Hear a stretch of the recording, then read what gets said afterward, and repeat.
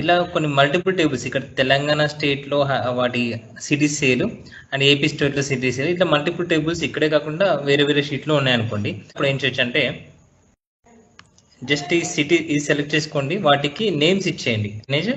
దాని నేమ్ వచ్చేసి టిఎస్ కాబట్టి టిఎస్, ఓకేనా. ఓకే కొట్టేసేయండి.